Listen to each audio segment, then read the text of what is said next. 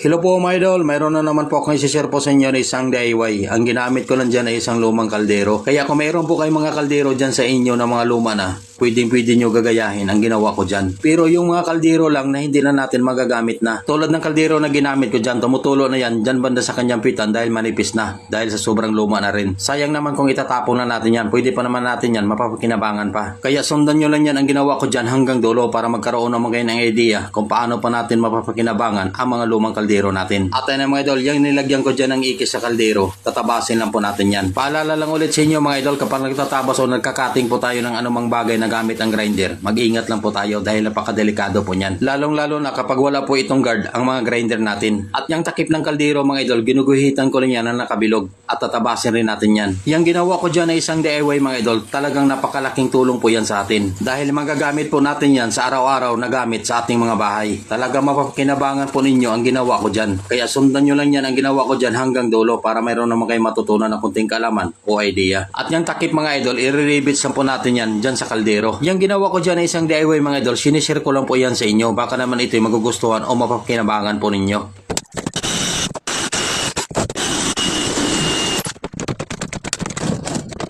At ayun na mga idol, tapos rin natin yan na ikabit yung takip dyan sa kaldero. At mayroon din akong ginamit dyan na pinupurma ko na ng mga rebar. Tingnan nyo na lang kung anong purma niyan. At yung ikinabit ko dyan ng mga flat bar dyan sa pinupurma po natin ng mga rebar, i-rebits na po natin yan dyan banda sa pitan ng kaldero.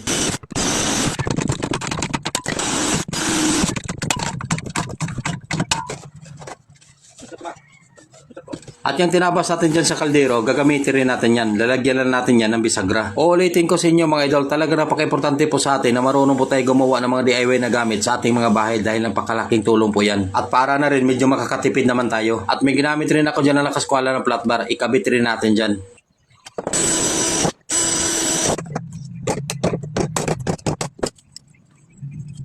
Ibalik lang natin yan dyan sa tinabasa natin. At i-rebits na natin yan ang bisagra dyan sa kaldero.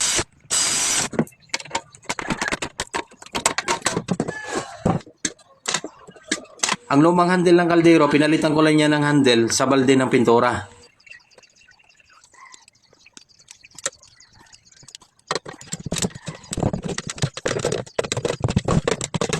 At ayan na mga idol, tapos na rin natin yan nakabitan ng handle. At tapos na rin yan ang ginawa natin dyan na isang DIY. Tingnan nyo mga idol, di ba nakagawa na rin tayo ng isang DIY na di kala na kahoy, gamit lang ang lumang kaldero. Hindi lang kay kahoy ang pwede lang natin dyan ipanggatong, pwede rin ang uling. Dahil ang purpose ay kinabit natin dyan na takip sa tinabasa natin sa kaldero para yan sa uling. O diba gamit na gamit rin ang ginawa natin dyan na isang DIY mga idol. Kahit saan tayo gusto magluto, pwede po natin yan ilipat-lipat. Dahil napakadali lang po yung bitbitin dahil may hawakan po yan. At hindi rin yan basta-basta